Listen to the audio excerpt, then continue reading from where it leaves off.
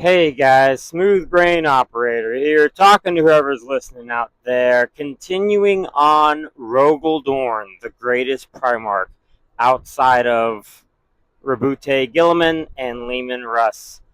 And so we talked about in the last episode of all his trials, all he went through during the Great Crusade, how he humbled himself. He was genuinely excited for, not excited, let's be honest, it's Rogal Dorn. He doesn't get excited about anything. But showing emotion, a simple head nod to his brother Horus becoming War Master means everything. And then going from there, Horus betraying the Emperor, turning traitor, Rogal Dorn becoming the de facto war master in all but name. I mean, think about that. Like, the Emperor gave him full authority over Gilliman, over the Lion, over... The Emperor had all the Primarchs. All of them. He could have picked any one of them. He chose Rogal Dorn. And Rogal Dorn chose to do the best thing he could. Pull back, fortify Terra, fortify Earth, the throne world, right? And prepare for siege. He fought a grueling siege against Horus and Perturabo, and then Perturabo was given the task of leading the siege. So it was really, let's be honest, it was Rogal Dorn against the wit of Perturabo and the broken legions, I'll call them, because they weren't even like all committed. They really selfish, looking for self-glory. Anyways, so he did that. He fought a fight. He fought Khorne in a mental battle over 10,000 years, if not more. And then somehow, also miraculously, got pulled out of it on the Vengeful Spirit, Horus's flagship, found Sanguinius and the Emperor dead. Sanguinius dead, the Emperor's on death's doorstep. And then he was told to well, not that he was told, but think about this. He was the last Primarch before Gilliman's return, before any of that. He was the last Primarch to hear the Emperor say something, anything. He was the last one to hear words come from the Emperor's lips. And then him being sat on the golden throne. So that sat heavy on him. And then the Scouring. I don't know much. I know there's a book series, or there's one book out on it, and there may be more coming. I don't know. But Gilliman basically kind of takes over. Whether he willingly, whether Rogal Dorn willingly lets Gilliman take over or not, I don't know. I don't know how that came to be. Maybe he willingly stepped down and was like, look, the siege is over. I'm done. I'm done with all that. And so he very well could have done that. And as soon as that happened, Gilliman said, all right, we're splitting up the legions. There'll no longer be legions. There'll be chapters. Rogal Dorn didn't agree with that. And so he went off to the Iron Cage to fight Perturabo, and basically just go, fine, I'll decimate my own legion. Decimate meaning tear it down to nothing, let them all get killed in glorious combat. Either they'll win or they'll all die trying.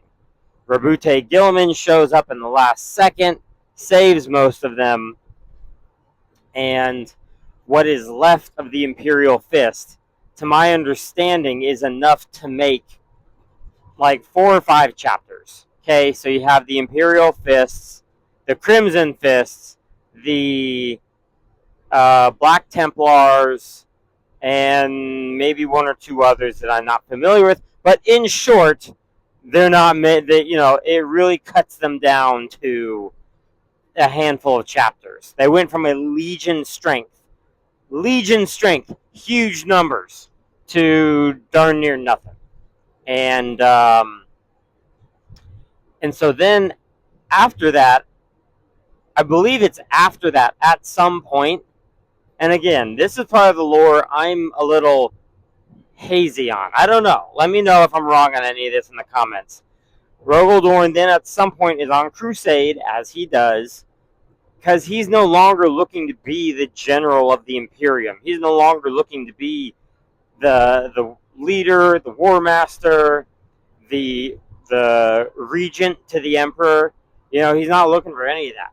He just wants to lead his space marines, his Astartes, into battle and hunt down and slay the traitor forces who beat down his defenses and his walls at the Siege of Terra. He just wants to get revenge. He wants to be on the offensive now. And I don't blame him. I would be too. And so now, or at that point, he was on crusade, and all of a sudden, I don't know how it happened. Either he's on a traitor, there's a big, massive traitor fleet engagement where his fleet is caught up with another fleet. He teleports aboard a ship and conducts a raiding party. And to my knowledge, the last thing we saw and heard of Rogal Dorn was him on his own, cut off. Don't know if all his space marines died. Don't know if if he was doing a holding action while his space marines teleported back. I don't know.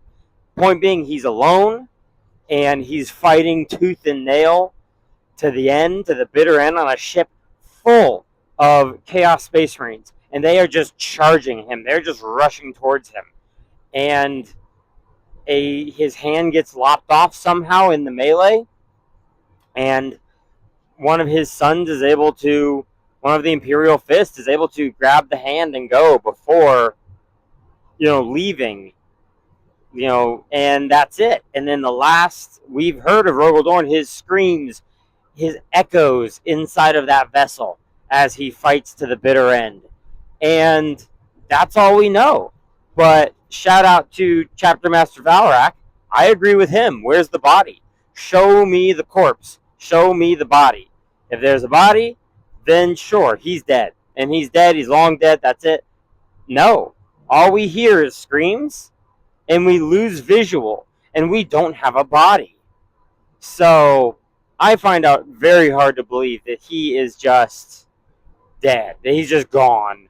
Plus, it's a moneymaker. Let's be honest, at the end of the day, Games Workshop is a business. They're trying to make money. The only way they make money is bring back Primarchs. You want to up your sales and everything? You bring back both Loyalist and Traitor Primarchs. So, call me crazy. That's what I think they did. Plus, they already retconned the lore. They changed it from originally, I don't know when this was, but the Imperial Fists had his skeleton, his full skeleton of Rogal Dorn, encased in something. And they had it. And then they changed it to he lost his hand and was never seen or heard from again. I mean, and that sounds like that just sounds like primed and ready Primarch to come back into the fold. So now here's the better question. Who is he going to come back and join? When he does come back, let's be honest. Let's just call it what it is. He's coming back, right? They just announced and brought back Perturabo of whatever. Oh my gosh. Iron Warriors. No, that's wrong. Oh my gosh. No, that's right. Iron Warriors. Anyways, again, let me know if I'm wrong in the comments, guys. But Perturabo is back. He's leading his legion. You don't bring back a Primarch like that without bringing back his nemesis, which is Rogal Dorn. How they're going to do that, I don't know. And y'all let me know. Do you think he'll come back to the Imperial Fists? Or do you think maybe he'll come back? I think he'll come back as a grizzled warrior, as a Ronin, right? A warrior without a king. And even though they have the Emperor, but like, he probably still might feel a little bit of shame and remorse. Maybe. He might not. When he comes back, he might be like, I'm done with feeling sorry about all that. I'm just ready to kick tail and do the same thing that the Lion is doing right now, just cleansing a path for the Imperium, just laying waste to the enemies of the Imperium. So let me know what you think, thoughts, comments, and enjoy, guys. Hope you enjoyed it. Hope you had a good time listening, and work hard, play hard, be safe, be kind and courteous to people. And this is Smooth Brain Operator signing out.